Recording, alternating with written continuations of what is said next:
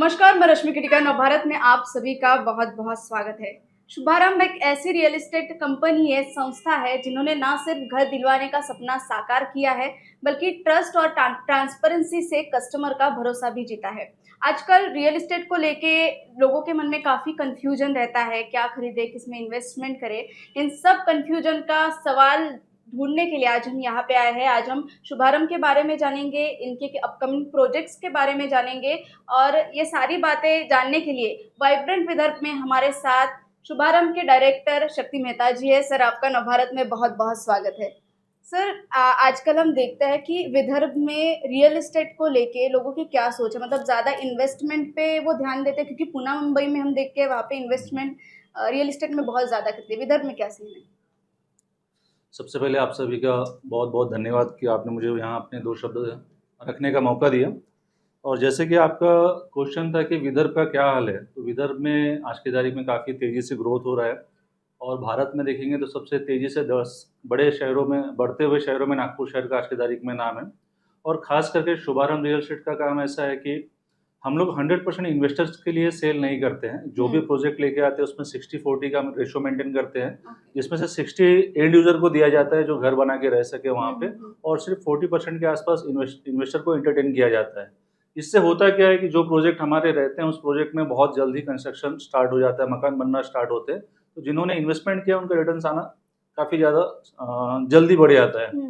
जैसे कि बाकी प्रोजेक्ट हम लोग देखते हैं नागपुर शहर में, जहाँ पे 100% इन्वेस्टर आ जाते हैं, तो वैसे प्रोजेक्ट एक तो खंडर जैसे कुछ दिनों में हो जाते हैं, या फिर वहाँ पे रेट तो बढ़ते हैं लेकिन रेसिडेंशियल तौर पे कोई रहने नहीं जाता है। तो ये 60-40 का रेशो मेंटेन करते हुए हम लोग काम करते हैं। तो इससे हमारे बीते हुए जितने प्रोजेक्ट थे उसमें काफ़ी अच्छा रेशो देखने मिला और काफ़ी अच्छा लोगों ने उसका बेनिफिट भी लिया, जिसमें एंड यूजर आने से वो एरिया भी डेवलप हो रहा है और इन्वेस्टर को उसमें फ़ायदा भी मिल रहा है। अभी अपकमिंग प्रोजेक्ट्स क्या है शुभारंभ के? हमारे जो प्रोजेक्ट्स है वो पूरे काटोल रोड के ऊपर में है, और काटोल रोड के आसपास में हम लोग को सेल करने का सबसे बड़ा जो एक अंतर्मन से जो इच्छा होती है कि उस साइड में रहने के लिए क्यों जाना चाहिए, तो उसका सबसे बड़ा कारण है ये कि नागपुर शहर में जो भारत का सबसे बड़ा अंतर्राष्ट्रीय जू का जिसको दर्जा मिला हुआ है, जो कि 5000 एकड़ में फैला हुआ है, वो गोरेवाड़ा जू काटोल रोड के आता है। और 0 माइल से अगर डिस्टेंस की बात करेंगे तो 13-14 किलोमीटर के अंदर में ही रेसिडेंशियल प्रोजेक्ट है, जिससे आपका सिटी से लिंक टूटता नहीं है, आने जाने के लिए काफ़ी ज़्यादा ईजी रहता है। सर, आजकल हम लोगों की मतलब सोच की बात करें तो उनको अगर वो प्लॉट खरीदते हैं तो उनको लेआउट्स में भी कुछ ना कुछ उनको फैसिलिटीज़ चाहिए, एमेनिटीज़ चाहिए, तो आप किस तरीके से उनको समझाते हैं? यहाँ पे एक चीज़ क्लियर हो चुकी है, यानी 2016 से जब से रेरा आया हुआ है तो उन्होंने काफ़ी ज़्यादा नॉर्म्स अपने स्टिक किया हुआ है। तो उसके हिसाब से ग्राहकों के साथ फसौनुक जो होना, जो फंसाया जाता था, उनको झूठ बोलकर या गलत एम्यूनिटीज बताकर दिया जाता था और जो बनता नहीं था, जिस वजह से कई सारे लोग ऐसे थे जो सपने में ले तो रहे थे लेकिन हकीकत में आता नहीं था। लेकिन आज की तारीख में अगर आप देखते हैं तो रेरा की वजह से और एनएमआरडीए के जो सख्त नियम है, इनके वजह से वो चीज़ें काफ़ी ज़्यादा कड़क कार्रवाई की वजह से वो चीज़ें फ्रॉड होना बंद हो चुका है। फिर भी कई लोग ऐसे हैं जो फंस जाते हैं। उसके पीछे का कारण ऐसा है कि वो लोग डिस्काउंट ऑफर सस्ते में मिल रहा है, मेरे पहचान वाला है, कम में करा देगा, ये सोच के जो लोग जाते हैं लेने के लिए, तो उसमें से काफी ज्यादा लोग डिस्काउंट और कम रेट के चक्कर में फंस जाते हैं। क्योंकि आपको पता है कोई भी अच्छी चीज कम में कभी नहीं दे सकता, और जो कम में दे रहा हो जाहिर सी बात है कोई अच्छी चीज जल्दी डिलीवर नहीं कर सकता। तो यहाँ पे ग्राहक थोड़े फंस जाते हैं। तो उन्हें फंसने के लिए डिस्काउंट की तरफ ना जाते हुए सही चीज की तरफ जाना चाहिए। मैं इसी बात पे और एक बार आऊंगी, क्योंकि लोग कंफ्यूज हो जाते हैं, सर ये खरीदे, ये करे, इसमें इन्वेस्टमेंट करे, या फिर जिस तरह से फ्रॉड होते हैं। अगर उनको कुछ खरीदने जा रहे तो ग्राहकों ने या कस्टमर ने किस बात का ध्यान रखना चाहिए? उसमें 2 चीज़ों का ध्यान हमेशा रखें, एक सही बिल्डर का चुनाव करें और सही ब्रोकर का। क्योंकि अगर ब्रोकर नया है तो उससे जानकारी कम होती है, तो अपने कमीशन के चक्कर में किसी को कहीं भी फंसा देता है कि ज़्यादा कमीशन मिल रहा है, क्योंकि प्रॉपर्टी का वो डेप्थ तक चीज़ें समझ नहीं पाता है, तो वहीं पे फंसाना स्टार्ट करता है। तो एक सही ब्रोकर का चुनाव होना भी सही प्रॉपर्टी की तरफ आगे बढ़ाता है। बिल्कुल सर, हम देखते हैं रियल एस्टेट की बहुत सारी कंपनीज है, वो छोड़ के ग्राहकों ने आपकी कंपनी के पास क्यों आना चाहिए? ऐसा क्या अलग हम देते हैं? देखिए, ऐसा कुछ भी अलग शुभारंभ ऑफर नहीं करता है। नागपुर शहर में बहुत सारी कंपनियां हैं, सभी बहुत अच्छा काम कर रही है। हम लोग जो काम कर रहे हैं वो हमारी प्रायोरिटी काटोल रोड पे इसलिए, काटोल रोड नागपुर शहर को जो जाना जाता है ग्रीन सिटी के तौर पे, तो नागपुर शहर का सबसे ग्रीन एरिया अगर आप देखेंगे तो वो वेस्ट नागपुर है, पश्चिम नागपुर, जहाँ पे आपको फुटारा तालाब से लेके गोरेवाड़ा तालाब, अंबाझरी लेक, बालोद्यान, गोरेवाड़ा जू, गोरेवाड़ा लेक, ये सारी चीजें आपको वेस्ट नागपुर में मिलता है। जो जिसको नेचर से प्यार है, निसर्ग के आसपास रहना चाहते हैं, ऐसे लोग काटो रोड को प्रेफर कर सकते हैं। अभी लोगों की डिमांड मतलब सिटी में ज्यादा है या वहाँ पर उस तरह ऐसे जगह पे? नहीं, हमेशा ग्राहक की डिमांड होती है कि अच्छा इन्वायरमेंट मिले, अच्छा उसको एम्बियंस मिले। क्योंकि जब पहले क्या होता था, इतवारी गांधी बाग में लोग रहते थे, जी। आज इतवारी गांधी बाग में बहुत सारा पैसा लोगों के पास में है, लेकिन फिर भी अपनी मनपसंद की कार अपने घर के सामने पार्क नहीं कर पाते हैं, क्योंकि वहाँ रोड छोटे हैं, ट्रैफिक ज्यादा है। तो इस वजह से वहाँ के लोग सिटी के थोड़ा बाहर निकले। अब जो सिटी के बाहर में जो 572 और 1900 लेआउटों में जो डेवलपमेंट हुआ, कि लोग पहले पहुंच गए वहां पे, डेवलपमेंट बाद में हो रहा है। आज भी सिटी में 572 और 1900 में ऐसे कई लेआउट है जहाँ पे रोड की कनेक्टिविटी प्रॉपर नहीं है। यही चीज अगर सिटी के बाहर एनएमआरडीए में जाते हैं, तो एनएमआरडीए में लोगों के आने से पहले वहां पे पूरी सुविधाएं दी जा रही है। वहां पे अच्छे बड़े रोड है, minimum 30 feet, 40 feet, 50 feet, 150 feet के ऐसे स्टेट हाईवे है। इस वजह से लोगों का आज शहर से बाहर निकल के रहने में थोड़ा उनको फील ज्यादा अच्छा आ रहा है। ज्यादा अच्छा होता है। सर, हमारे जो कस्टमर है, क्लाइंट्स है, नागपुर से कितने, नागपुर के बाहर के कितने? आज तो देखेंगे तो 50-50 का रेशो हो चुका है। अगर 50% नागपुर सिटी के है, तो 50% नागपुर शहर के बाहर के लोग काफी ज्यादा यहाँ पे इन्वॉल्व हो रहे हैं। राइट। आने वाले समय में आप शुभारंभ को कहाँ देखना चाहेंगे आने वाले 5 से 10 साल में? ऐसा कुछ नहीं है। शुभारंभ के बारे में अगर देखेंगे हम लोग, तो सोचते यही है कि हमारा नेक्स्ट स्टेप बस अच्छा हो।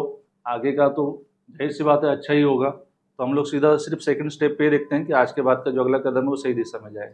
सर, शुभारंभ की शुरुआत कैसे हुई, मतलब आपको इस फील्ड में कैसे आना हुआ? वो तो काफ़ी बड़ी कहानी है उसके पीछे। एक्चुअली हम लोग 2006 से प्रॉपर्टी का व्यवसाय कर रहे हैं। 2006 के बाद 7, 8, 9 नागपुर शहर के बूम के लिए बहुत अच्छा रहा, लेकिन उस बूम में ग्राहकों के साथ बहुत ज़्यादा गलत हुआ। कुछ बिल्डर तो बहुत बन गए, लेकिन जिन्होंने इन्वेस्टमेंट किया था उनको सही रिटर्न्स नहीं मिल पाए। तो बूम में होता क्या है कि लोग जब बाहर के इन्वेस्टर या बाहर के दूसरे काम करने वाले इस फील्ड में जब प्रॉपर्टी में आते हैं, तो प्रॉपर्टी का एक अंत आने का समय आ जाता है। आज आप देख रहे होंगे प्रॉपर्टी काफी ज्यादा बूम पे जा रही है। बूम पे आने के बाद जो बाहर के लोग आते हैं, जो प्रोफेशनल नहीं है प्रॉपर्टी के बारे में, वो लोग जब लेआउट में या प्रॉपर्टी में काम करना स्टार्ट करते हैं, तो वही मार्केट को डुबाने की तरफ लेके जाते हैं। तो उनसे थोड़ा बचना चाहिए। बिल्कुल सर, हम जैसे देखते हैं पूना मुंबई में टाउनशिप बहुत ज्यादा वहाँ पे देखने को मिलती है, तो नागपुर में इसका क्या स्टेटस है, क्या आपका क्या राय है उसके बारे में? टाउनशिप देखेंगे तो जितने बड़े टाउनशिप वाले लोग थे नागपुर शहर में, आज के तारीख में अधिकतर लोग प्लॉट में आ चुके हैं, जिसमें लोडा बिल्डर्स है। और नागपुर शहर में समृद्धि के आसपास आप देखते होंगे जिनका काफी बैकग्राउंड पुराना था, जो टाउनशिप फ्लैट और हाउसेस में काम करते थे, आज के तारीख में प्लॉटिंग में काम कर रहे हैं। क्योंकि नागपुर शहर एक ऐसा शहर है जो यहाँ पे फैलने की सीमा चारों तरफ है। अगर बड़ी सिटी की बात करेंगे, जिसमें दिल्ली हो गया, आपको पता है वहाँ पॉल्यूशन का क्या हाल है। मुंबई में जरा बारिश आ जाती है तो सड़कें भर जाती है।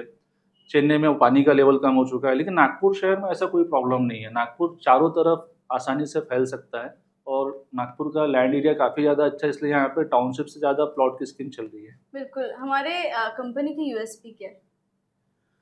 कंपनी की यूएसपी यही है, जो 60-40 का रेशो बताया कि हम लोग 100% इन्वेस्टर को सेल नहीं करते हैं। राइट, हाँ, राइट, राइट। तो 60% उसमें एंड यूजर हम लोग रखते ही रखते हैं, और कोशिश करते हैं कि जो लोग रहने के लिए ढूंढ रहे प्रॉपर्टी, वो सिटी के बाहर क्यों जाए।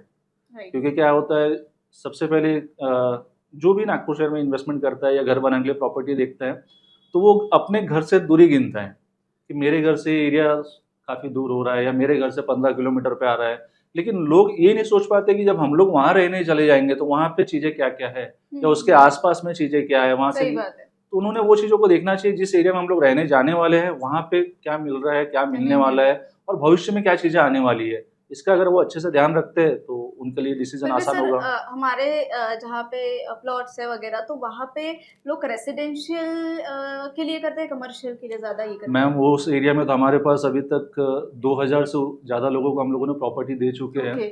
और आज के तारीख में जितने भी लेआउट हम लोगों ने सेल किया, ऐसा कोई लेआउट नहीं है जिसमें लोग मकान बना के नहीं रह रहे। सभी लेआउटों में घर बना के रह रहे हैं।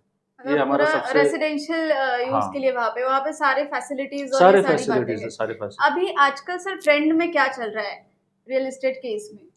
ट्रेंड में तो नागपुर शहर में प्लॉट का ही चालू है मैम। प्लॉट का ही चालू, मतलब ज्यादा लोग सबसे ज्यादा प्लॉट के तरफ अट्रैक्ट हो रहे हैं। सर, हम वाइब्रेंट विदर्भ की बात कर रहे हैं। विदर्भ अभी डेवलपमेंट की ओर सबसे ज्यादा बढ़ रहा है। इन्वेस्टमेंट, अर्थव्यवस्था की बात करें तो इन्वेस्टमेंट भी यहाँ पे बहुत ज्यादा किया जाता है। अभी हम शुभारंभ की बात करें तो किस तरह विदर्भ के इसमें योगदान रहा है, चाहे एम्प्लॉयमेंट हो या कोई और बात?